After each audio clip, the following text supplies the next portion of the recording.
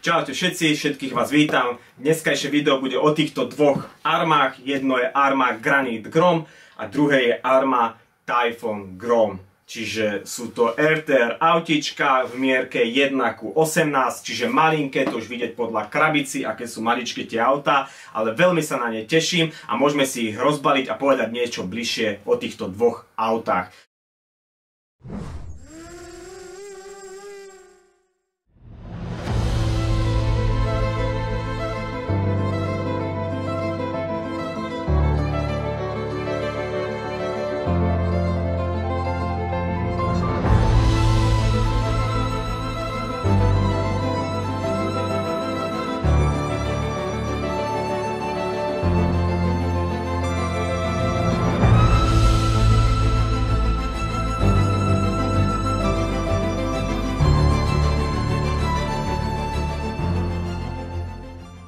Dobre, autička sme si rozbalili, sú nádherné, sú veľmi malinké, je to takto vidieť, aké sú maličké a veľmi ľahučké sú a pritom už baterka je vnútri.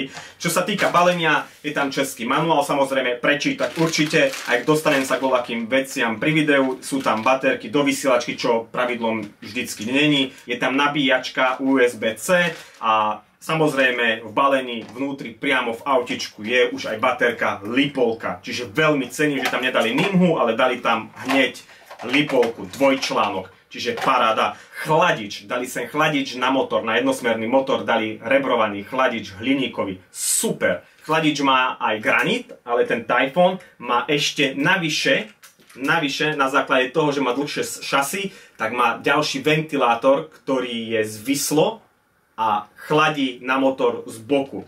Granit to bohužiaľ nemá, ale Granit má od výroby 16-zubový pastorok a Typhoon má 18-zubový pastorok. Čiže ten Granit sa bude trošku menej prehrievať a podobne, ale určite tu je to chladenie, to spraví veľmi veľa. Olejové tlmiče nemôžu chýbať, všetky diely si viete dokúpiť. A čo ešte musím strašne veľmi oceniť, konečne pri armách, fakt, veľmi sa z toho teším, sú tu bezponkové karosérie. Nemusíte sa s tým voľakou už hrať, len treba sa to naučiť, chytiť ten správny grip pri tomto autičku a pri tomto to je oveľa jednoduchšie. Počkaj, Olinko, aha, dobre si to tam dávaš, možno zacvakni. Tak, čiže paráda.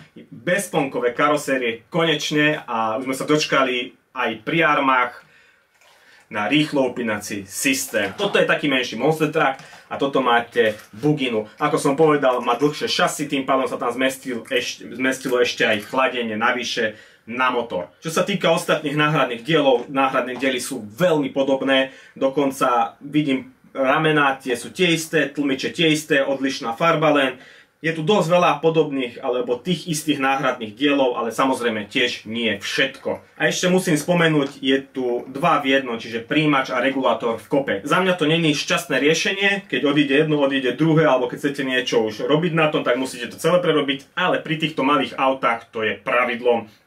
A voľako by som to nebral ako zlú vlastnosť týchto autíčok. A čo sa týka ešte také menšie negatívum, ešte není to auto vodeodolné. Treba si uvedomiť to, príjimač a regulátor, takzvané je to v kope, je to otvorené a myslím si, že to vodeodolné určite není.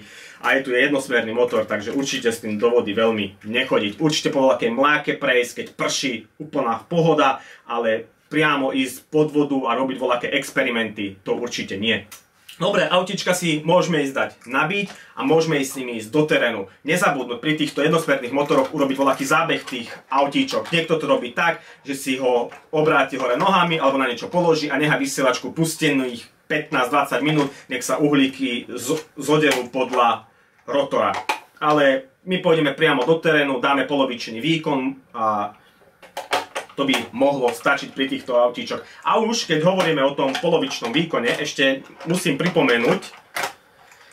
pripomenúť, je tu dvojkanálová vysielačka, s ktorou si viete samozrejme nastaviť trimry a veľmi dôležitá vec, čo sa teším z týchto autíčok, že tu je aj nastavenie maximálnej, alebo lepšie povedané, obmedzenie výkonu na 50 a 75%. Čiže to je veľmi dobrá vec, čiže keby ste to plánovali niekomu kúpiť a je to začiatočníkovi, voľakému chlapcovi alebo niekomu, kto nejazdí, tak viete mu to najprv obmedziť, nech sa naučí tie gripy, všetko, to autíčko vie fakt pri 50% rýchlosti dosť pomaly, je to plne regulovateľné, aj zabáčanie, aj pridávanie, čiže paráda. Takže môžeme sa ísť presunúť a môžeme si ho ísť rovno vyskúšať do terénu.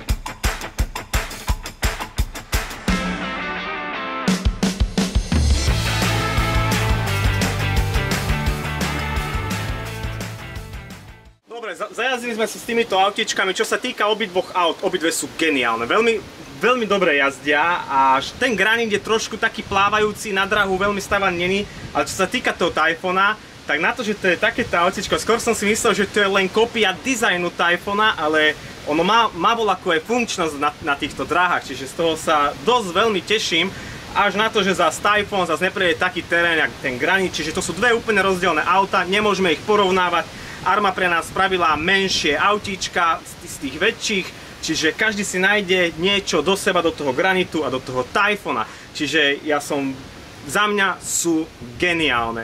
A nechávame si na 100% Armu Typhon, tu si určite necháme a Oli ešte špekuluje, že keď si našetrí korunky, tak určite pôjde do toho Granitu aj. Oli? Čo chceš si kúpiť aj ten Granit? A prečo? No sa ja obidve. Obidve? A čo je dobre na